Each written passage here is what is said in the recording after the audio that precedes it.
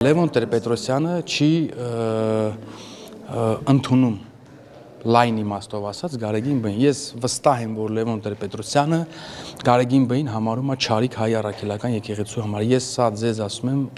շատ հստակ եւ ես դրանում վստահ եմ։ Բայց երյակը եկել էր, չգիտեմ, Լևոն Տեր-Պետրոսյանը չէր եկել երեկվա հավաքին, բայց երեկվա հավաքին իդեպ եկել էր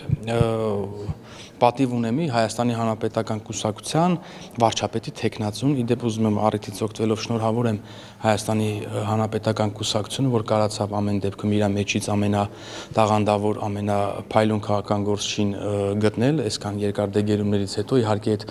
մեծ կազմը, որ ունի Հանրապետական կուսակցությունը, ամենատաղանդավորին դժվար է գտնելը, բայց ես դե երևի Հանրապետականը բնականաբար է իմպիչմենտը կձախողվի, բայց Հանրապետականը արդեն կողմնորոշվել է իր վարչապետի թեկնածուի հետ 26 թվականի համար, որովհետև բնականաբար եթե իրանք իմպիչմենտի համար Մասիսի քաղաքապետին են առաջադրում, իրանք պետքա նաև ուրեմն իրանք վարչապետի թեկնածուն է եւ պետքա լինի նաև 26 թվականի խորհրդանական ընտրությունների համար, բայց եթե անկեղծ ես որպեսզի իրանք իրար մեջ շատ կռիվ չանեն, թե ով ավելի դիմադիր, ինձ որ լսեն, օրինակ Գարեգին Բ-ին կառաջադրեն վարչապետի թեկնածու 26 թվականին